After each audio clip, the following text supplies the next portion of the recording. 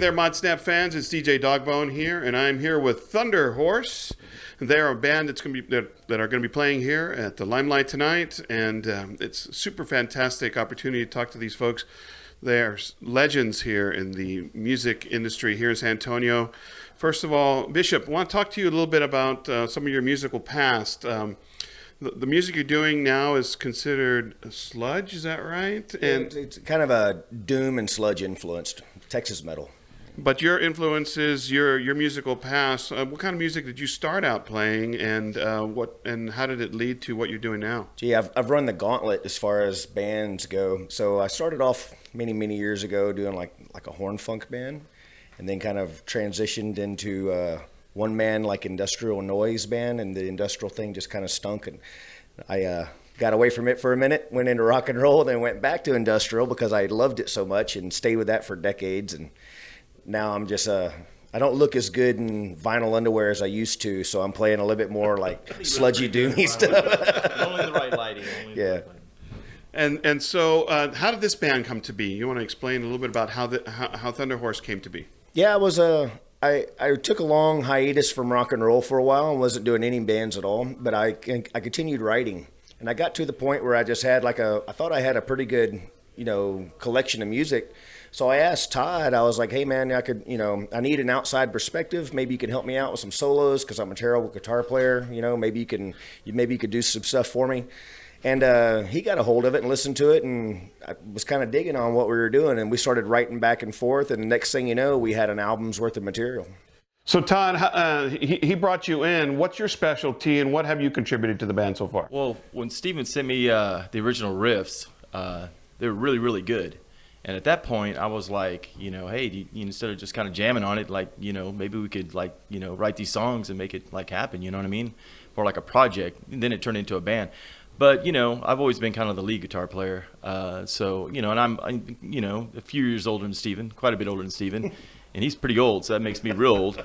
But, my influences go back to the 70s, whereas Steven's goes back to the 70s and the 80s kind of thing. I'm into like Robin Trower, and, of course we're both into Sabbath and that sort of thing. But, I go back to, UFO and stuff like that. So sure. I'm just handling more of the leads and stuff like that, you know what I mean? And Steven came up with the bulk of the main riffs, and I came up with some, we kind of combined them. But, yeah, it was great to be collaborating with Steven again. I mean, I missed him, you know what I mean?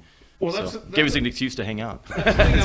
I noticed is this band and the music seems to cross so many genres of styles. You've got elements of industrial, like classic rock, and then you've got the samples, the cool samples going on. You've got the heavy metal. You've got the distorted guitar. But when I listened to the album, and this is something we talked about a little earlier, the engineering in the production of the album was so fantastic. You can still hear every single instrument. Yeah. So can we talk a little bit about the production of that album? Sure. It came out just in December. It's been out for a while, and you can get it not only digitally, but on vinyl and CD. So let's talk a little bit about the engineering of that album and how that came together. So we all live in different areas of the country, and so we were doing everything by just file sharing all of the songs. So we recorded everything ourselves, in our home studios, like whatever recording situation we have going. But then when collectively it came down, we knew we wanted to have it mixed and mastered by professionals. So we had it mixed by Caleb Bingham at Nightmare Studios down in Hollywood. And Jason played in a band with him called Athanasia, and Caleb was the original guitar player for Five Finger Death Punch. He's got a good pedigree, has been in a lot of studios, and he's a solid guy, and a great dude also on top of that. So he was real easy to work with. And then he's the one that turned us on to the guy that mastered our record, which is Joe Bosey from Bernie Grundman Studios down in Hollywood as well. So we recorded it ourselves, but then we sent it to California to get mixed and mastered, because when you master to do vinyl, it has to be different for vinyl than it is for CD, which is different from digital. So, we knew that was and from our past history of putting albums out, we know that how important mastering is, because we've had some really terrible master jobs, and it's our product suffered because of it. So we knew we wanted to get a good mastering job, and we couldn't have picked I hope the next album, I think that collectively right now, we're probably going to work with the same guys again, Caleb mixing it, and then Joe Bosey mastering it for us again. The only thing we really had in mind was no edits as far as drum editing.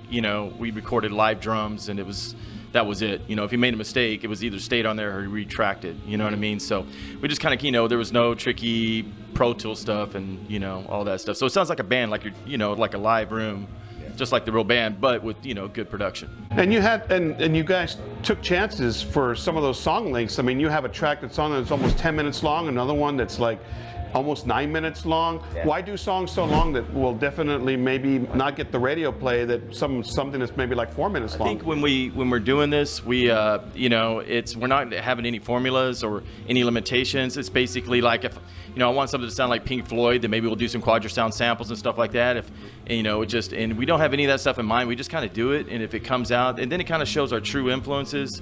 If you don't like kind of think things through and think things out. If it sounds too long, we do it short. If it doesn't sound too long, you know, it's fine. Like 2112, you know, it's a pretty long song, but you know, it still works. You know what I mean? So it wasn't about length or anything else or getting on the radio. That's, you know, we weren't really thinking about that. You know, that's what everybody says, but really, I mean, we weren't. We spent our entire career trying to write the perfect 3.5 minute long song, and we sucked at it. Utterly So, bad. like, we were terrible at it. So we're like, let's just play. And we put that, that's like our catch thing. It's like, look, we play music we like for people we like. You either get it or you don't. You know, we're not trying to do any kind of formulated shit, you know. So what's the future for what y'all are doing? Y'all going on tour, and also where can people pick up your material right now? Where can they get that self-titled album? We're hoping 2020 will open up some new doors for us. We're talking to some people right now. You know, I would love to get on a label again, just because financially it helps out quite a bit, and plus, you know, distribution-wise it helps out quite a bit. But I think right now we're recording album number 2. We have a great stable of music. We're tracking drums right now, so we're getting there, which is a good thing because we didn't want to go too long in between albums, you know. And but right now, I mean, you can get our debut self-titled release on Bandcamp, Thunderhorse Official or Thunderhorse. You can check us out at www.thunderhorseofficial.com. Pick up stuff there through Reverb Nation, iTunes, Spotify. We're on everything, so. Fantastic. Anything else you want to tell us? No, we appreciate the reception that we've gotten from all of our friends and fans, past, present, and some of the future ones that have been coming around. It's been kind of great to look out in the crowd and see like really great friends from back in the day. And we appreciate everybody's support, and we hope you guys enjoy the live show as much as you like the album. Well, thank you so much. We appreciate your time. You've been watching Modsnap Radio. Don't forget to tune in and hit that subscribe button. And if you like what we're doing, be sure to check out our Patreon page, because every time you donate, you can help us produce more videos like this. Thanks for tuning in. Modsnap Radio, check it out.